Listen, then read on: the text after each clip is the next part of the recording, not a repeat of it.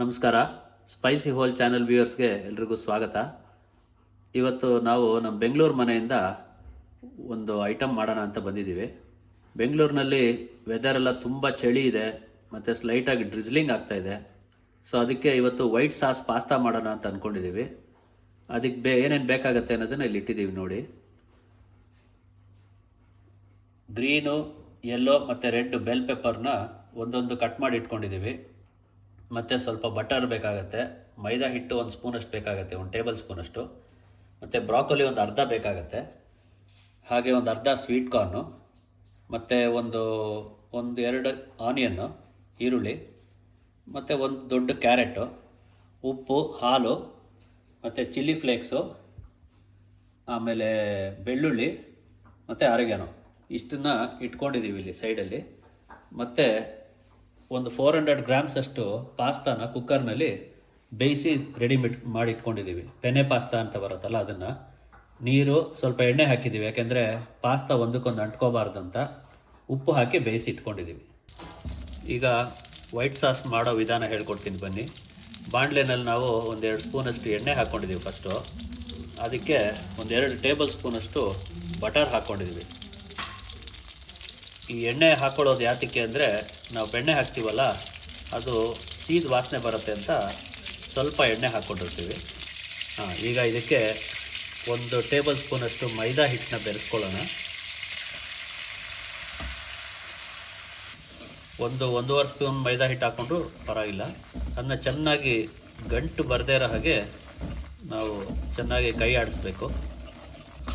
ಈಗ 1 ಮಿನಿಟಷ್ಟು ಅದನ್ನಾಗಿದೆ. ಮತ್ತು 1/4 ಲೀಟ್ರಷ್ಟು ಹಾಲು ಸ್ವಲ್ಪನೇ ಹಾಕ್ಕೊಂಡು ಕೆದಕ್ತಾ ಇರಬೇಕು. ಅದಕ್ಕೆ ನೋಡಿ ಈ ಥರ. ಈಗ ಆಯ್ತಲ್ಲ, ಮತ್ತೆ ಹಾಕ್ಕೊಳ್ಳೋಣ ಸ್ವಲ್ಪ.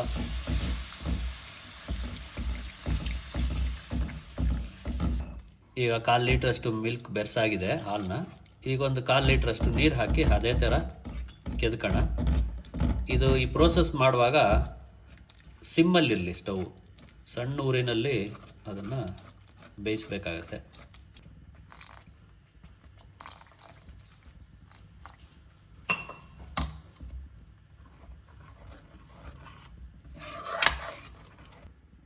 ಇವಾಗ ಇದಕ್ಕೆ 1 ಟೀ ಸ್ಪೂನಷ್ಟು ಚಿಲ್ಲಿ ಫ್ಲೇಕ್ಸ್ ಹಾಕೋಣ.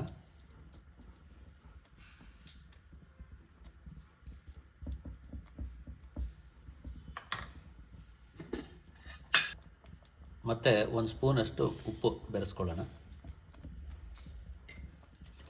ತಿರ್ಗಾ ಒಂದು ಸ್ವಲ್ಪ ಅದನ್ನು ಕೈ ಹಾಕಬೇಕಾಗತ್ತೆ. ನೋಡಿ, ಎಲ್ಲೂ ಗಂಟು ಬಂದಿಲ್ಲ. ನೋಡಿ, ಈಗ ಈ ಹದನಾಗಿ ವೈಟ್ ಸಾಸು ರೆಡಿಯಾಗಿದೆ. ಈಗ ಇದನ್ನು ತೆಗೆದು ಪಕ್ಕಕ್ಕೆ ಇಟ್ಕೊಳ್ಳೋಣ. ಈಗ ತರಕಾರಿ ಎಲ್ಲ ಸಾಟೆ ಮಾಡ್ಕೊಳ್ಳೋಣ. ಆವಾಗಲೇ ತೋರಿಸಿದ್ವಲ್ಲ ಅದನ್ನ.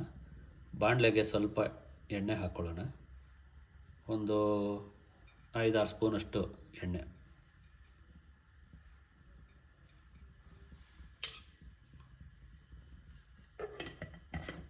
ಮೀಡಿಯಮ್ ಉರಿ ಇರಲಿ.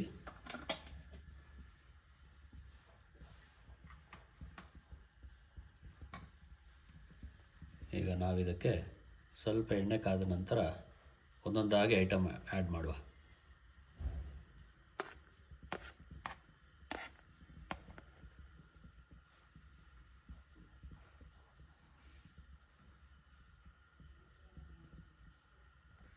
ಈಗ ಮೊದಲಿಗೆ ಬೆಳ್ಳುಳ್ಳಿ ಹಾಕೋತಾ ಇದ್ದೀವಿ. ಸಣ್ಣದಾಗಿ ಹೆಚ್ಚಿಟ್ಕೊಂಡಿದ್ದೀವಲ್ಲ ಅದು.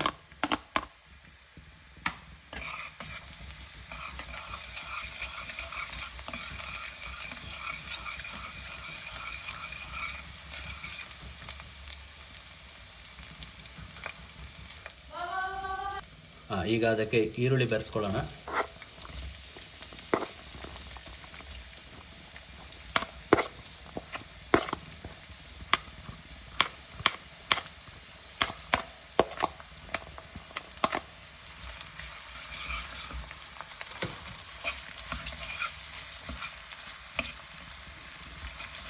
ನೋಡಿ, ಈರುಳ್ಳಿ ಸಾಟೆ ಆಗ್ತಾ ಇದೆ.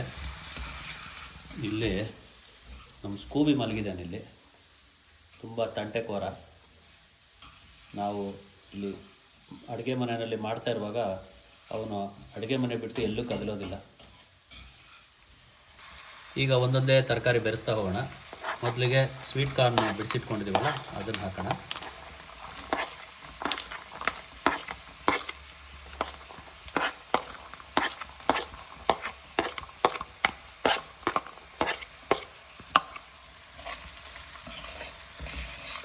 ಈಗ ನೆಕ್ಸ್ಟ್ ಕ್ಯಾರೆಟ್ ಹಾಕ್ಕೊಳ್ಳೋಣ. ಒಂದೊಂದು ತರಕಾರಿ ಹಾಕಿದ ತಕ್ಷಣ ಒಂದು 15-20 ಸೆಕೆಂಡ್ ಸ್ವಲ್ಪ ಅದನ್ನು ಬೇಯಿಸ್ಕೊಳ್ಳೋಣ. ಎಲ್ಲ ಒಟ್ಟಿಗೆ ಆ್ಯಡ್ ಮಾಡೋದು ಬೇಡ. ಈಗ ಬೆಲ್ ಪೆಪ್ಪರ್ ಹೆಚ್ಚಿಟ್ಕೊಂಡಿದ್ದೀವಲ್ಲ ಅದನ್ನು ಸೇರಿಸ್ಕೊಳ್ಳೋಣ.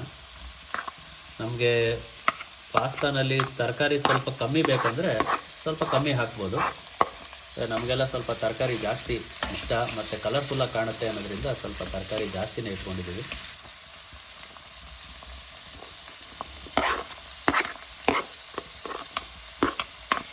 ಈಗ ಹಳದಿ ಬಣ್ಣದ ಬೆಲ್ ಪೆಪ್ಪರ್ ಆ್ಯಡ್ ಮಾಡ್ಕೊಳ್ಳೋಣ.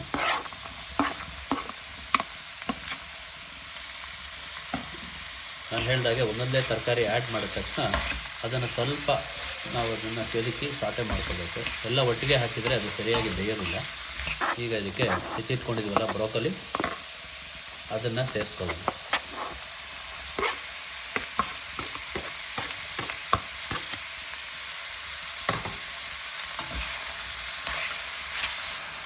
ಈ ಬ್ರೋಕೊಲಿ ಇದೆಯಲ್ಲ ಅದನ್ನು ಸ್ವಲ್ಪ ಕ್ಲೀನ್ ಮಾಡಿದ ನಂತರ ಬಾಯ್ಲಿಂಗ್ ವಾಟರ್ನಲ್ಲಿ ಸ್ವಲ್ಪ ಅರಿಶಿನ ಹಾಕಿ ಈ ಹೆಚ್ಚಿಟ್ಕೊಂಡಿರೋ ಬ್ರೋಕೊಲಿಲ್ಲ ಅದರಲ್ಲಿ ಹಾಕಿ ಒಂದು 2 ಮಿನಿಟ್ಸ್ ಬಾಯ್ಲ್ ಮಾಡೋಕ್ಕೆ ಬಿಡಿ. ಯಾಕೆಂದರೆ ಹುಳ ಅದು ಇದು ಇತ್ತು ಅಂದರೆ ಎಲ್ಲ ಮೇಲ್ಗಡೆಗೆ ತೇಲಿ ಬರುತ್ತೆ.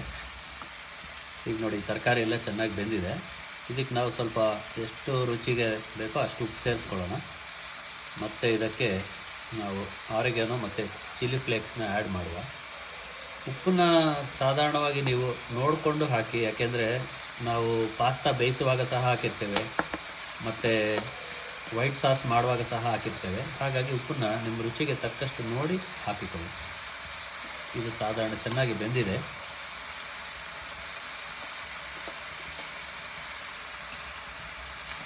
ಎಲ್ಲ ಚೆನ್ನಾಗಿ ಬೆರೆಸುವ. ನೋಡಿ ಎಷ್ಟು ಕಲರ್ಫುಲ್ಲಾಗಿದೆ ತರಕಾರಿ ಎಲ್ಲ. ಈಗ ನಾವು ಇದಕ್ಕೆ ಬೇಯಿಸಿಟ್ಕೊಂಡಿದ್ದೀವಲ್ಲ ಆ ಪಾಸ್ತಾನ ಸೇರಿಸೋಣ.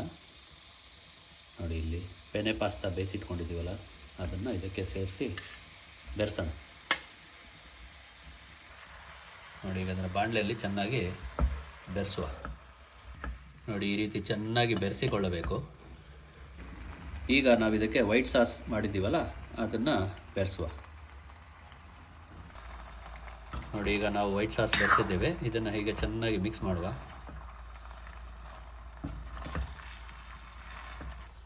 ನೋಡಿ ಈಗ ನಮ್ಮ ಪಾಸ್ತಾ ತಿನ್ನಲಿಕ್ಕೆ ರೆಡಿಯಾಗಿದೆ. ಪ್ಲೇಟಿಗೆ ಹಾಕುವ ಬನ್ನಿ. ನೋಡಿ ಒಳ್ಳೆ ವೈಬ್ರೆಂಟ್ ಕಲರ್ ಆಗಿರೋದು ವೈಟ್ ಸಾಸ್ ಪಾಸ್ತಾ ರೆಡಿ ಉಂಟು. ಇದಕ್ಕೆ ನಾವು ಬೇಕಾದರೆ ಗ್ರೇಟೆಡ್ ಚೀಸು ಮೊಸರಲ್ಲ ಚೀಸ್ ಇದೆಯಲ್ಲ ಅದು ಬೇಕಾದ್ರೆ ಗಾರ್ನಿಷ್ ಮಾಡ್ಬೋದು. ಅದು ಬೇಕಂತಿಲ್ಲ, ಅದಿದೆ ಇನ್ನೂ ಸ್ವಲ್ಪ ರುಚಿ ಇರ್ತದೆ ಅಂತ ಅಷ್ಟೇ. ಈಗ ಒಳ್ಳೆ ಪರಿಮಳ ಬರ್ತಾ ಉಂಟು. ಇದನ್ನೆಲ್ಲ ತಿಂದು ಸವಿಯೋ ಬನ್ನಿ. ನೀವು ಮಾಡಿಕೊಂಡು ಕಾಮೆಂಟ್ ಸೆಕ್ಷನಲ್ಲಿ ಹೇಗಿತ್ತಂತ ತಿಳಿಸಿ. ಮತ್ತು ನಮ್ಮ ಚಾನಲ್ನ ಸಬ್ಸ್ಕ್ರೈಬ್ ಮಾಡಿ, ಲೈಕ್ ಮಾಡಿ, ಶೇರ್ ಮಾಡಿ. ಇದೇ ಥರ ನಾವು ಹೀಗೆ ಒಂದೊಂದು ವಾರ ಒಂದೊಂದನ್ನು, ಇಲ್ಲ ಸಾಧ್ಯವಾದರೆ ಇನ್ನೂ ಸ್ವಲ್ಪ ಜಾಸ್ತಿ ನಿಮಗೆ ಅಡುಗೆಗಳನ್ನ ತರ್ತಾ ಇರ್ತೀವಿ. Thank you very much.